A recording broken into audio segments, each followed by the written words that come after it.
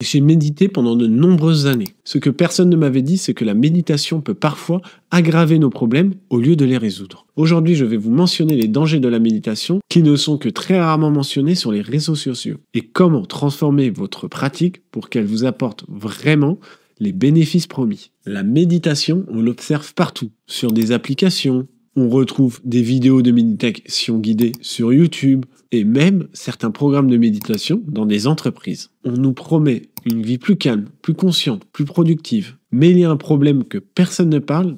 Pour certaines personnes, dans certains contextes, la méditation peut faire plus de mal que de bien. Le problème n'est pas la méditation en elle-même, mais la façon dont elle est pratiquée et enseignée dans notre société occidentale moderne. Aujourd'hui, je vais partager avec vous les dangers cachés liés à la méditation que j'ai découverts au fur et à mesure des années, et surtout comment les éviter pour pouvoir bénéficier de ces pratiques millénaires.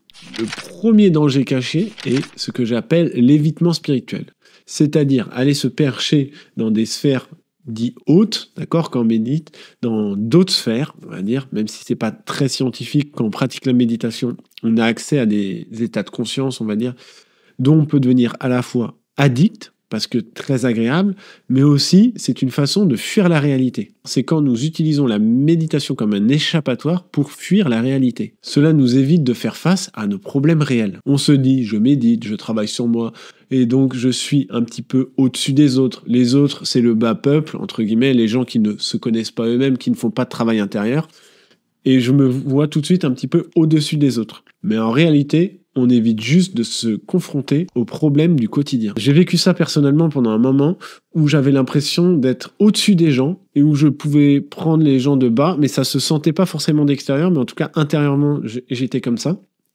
Ça a été au début de mes pratiques de méditation. Donc pour remettre en contexte, j'ai commencé la méditation à 14 ans, donc ce qui est assez jeune aussi. Donc il y a des erreurs, peut-être que avec l'âge on fait moins. Je peux pas savoir parce que du coup j'ai commencé la méditation tôt. Mais c'est vrai que j'avais tendance à me sentir au-dessus des gens et à mépriser un petit peu ce qui pouvait se passer dans le monde et à aussi prendre une distance par rapport à mes problèmes du quotidien. Et j'ai vu certaines personnes pratiquer la méditation pour aussi s'extraire du quotidien et ne pas agir sur des points qui étaient douloureux pour eux. Notamment, par exemple, des relations toxiques ou eux-mêmes qui avaient une attitude toxique mais qui ne voulaient pas le voir. Ou qui se croyaient au-dessus. C'est une certaine forme de méprise parce que je me crois plus intelligent, parce que moi, je fais un travail sur moi. Le deuxième danger est lié à la déconnexion émotionnelle. Il y a certaines pratiques qui favorisent, on va dire, comme une dissociation, une prise de distance par rapport à nos émotions et nos pensées, mais il y a des pratiques de méditation extrêmement fortes qui font qu'au bout d'un moment, on est comme dissocié. Et ça aussi, je l'ai vécu pendant un moment, donc je veux vous en parler. Ça dure pas très longtemps, c'est par phase, c'est pas toute la journée que ça se vit. Quoique, il y a certaines personnes qui sont fragiles au niveau neuronal qui vivent cette dissociation pendant énormément de temps. Donc si vous êtes une personne qui a des problèmes psychologiques, ne pratiquez pas la méditation. Surtout, demandez conseil à votre psychologue ou votre psychiatre. Il est très important, si vous ressentez quelque chose de puissant ou votre quotidien qui change profondément, soit de vous faire accompagner par un professeur de méditation, soit d'aller voir un professionnel. D'ailleurs, si le professeur de méditation sent qu'il y a un problème psychologique en sous-jacent, il vous renverra directement vers un psychologue ou un psychiatre. C'est d'ailleurs un signe que c'est un bon professeur de méditation. Les professeurs de méditation ne sont pas psychiatres. Donc, pour revenir à notre point, nous sommes en quelque sorte de plus en plus détachés de nos émotions et de nos pensées. Et donc, nous les vivons de moins en moins. Premier point négatif, c'est que nous vivons plus du tout nos émotions. Nous les voyons passer, soi-disant, mais elles passent pas en nous. Donc, elles sont pas réglées. Elles sont juste extérieures à nous. Il faut vraiment traverser ces émotions. Et il y a là deux approches un petit peu contradictoires en yoga. C'est-à-dire que des fois, il est nécessaire de passer par un détachement pour pouvoir les vivre en second, parce que des fois, les vivre directement, c'est des fois très intense, parce qu'on a des émotions comme ça que l'on a bloquées au fur et à mesure de nos années, et qui sont trop intenses à vivre. Donc, des fois, il y a un phénomène de blocage, de tension ou de distanciation. Donc, ce phénomène de distanciation est vraiment, je dirais, très dangereux, et surtout, ne vous y attardez pas si vous pratiquez la méditation et que vous n'avez pas de problème spécifique psychologique. D'ailleurs, des études ont été faites sur les méditants et il a été observé que 6% des méditants observent des effets indésirables, notamment dans les symptômes de dissociation. Je sais que je passe du temps à appuyer ce point-là, mais il est quand même très important. Pour les personnes qui ont de l'anxiété ou certains traumas, la méditation peut augmenter cette anxiété. Alors ça s'explique très bien, c'est qu'en fait on est souvent dans l'action, donc on ne fait pas attention à notre anxiété interne, et que quand on se pose et qu'on commence à ressentir notre vie interne, on commence à sentir cette anxiété monter de plus en plus, de plus en plus. C'est pas que l'anxiété elle monte de plus en plus, c'est juste qu'on l'écoute plus. Et des fois pour certaines personnes, ça peut virer en crise d'angoisse. Donc dans ces cas-là, faites-vous accompagner par quelqu'un, d'accord, qui est spécialiste et qui va pouvoir vous accompagner à vivre cette émotion d'anxiété de plus en plus, et au bout d'un moment, ça va devenir de moins en moins intense.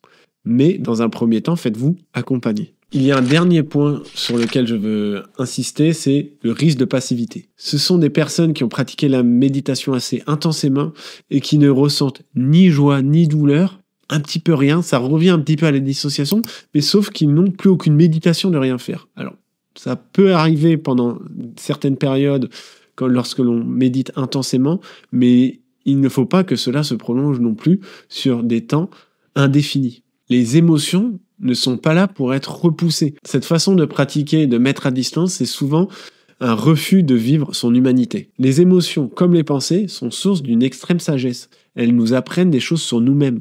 D'ailleurs, la connaissance de soi ne passe pas par une introspection et une rumination constante, comme j'ai dit dans cette vidéo, mais passe par du vécu. D'ailleurs, rien ne peut remplacer le vécu. Et le vécu d'émotions, de pensées, etc., de situations. D'ailleurs, un peu de stress, de colère ou d'émotion nous force des fois à passer à l'action. Il y a aussi les mécompréhensions fondamentales liées à la méditation. La première mécompréhension est le but de la méditation est d'arrêter de penser. Je ne le répéterai jamais assez, le but de la méditation n'est pas d'arrêter de penser.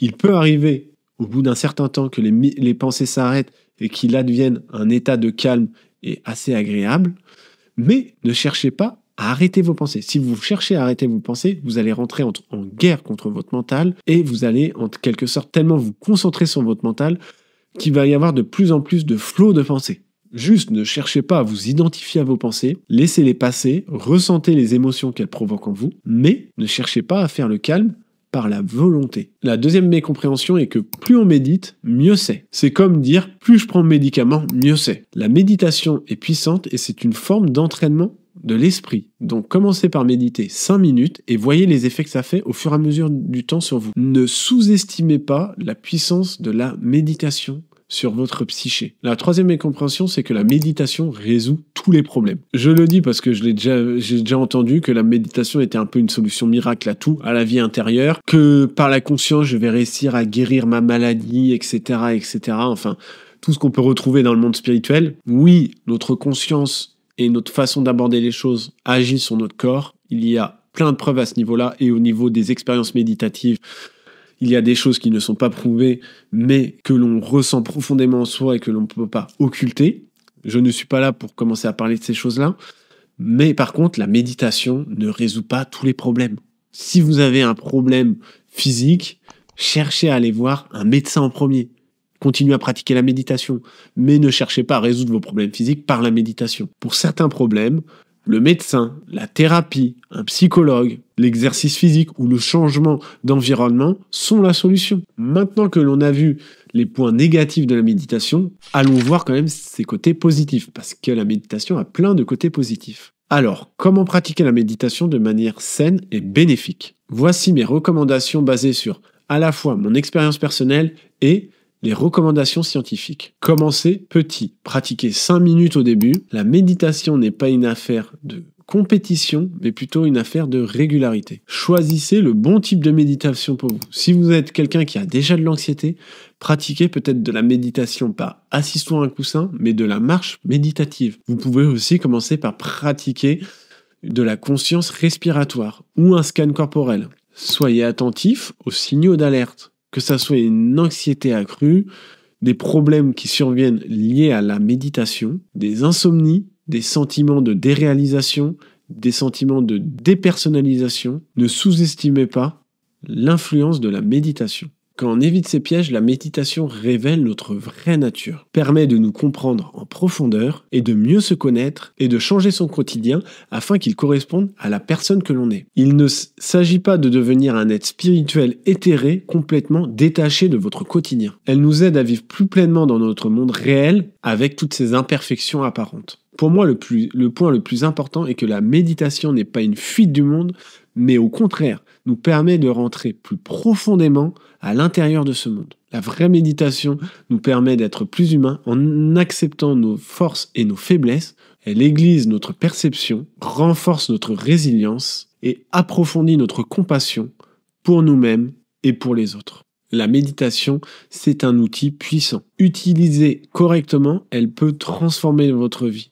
Mais attention, comme tout outil puissant, elle peut aussi détruire votre vie. Si tu veux en savoir un petit peu plus sur la méditation, n'hésite pas à aller voir cette vidéo ou à t'abonner et explorer ma chaîne. Et n'oublie pas, explore, comprends et prends soin de toi.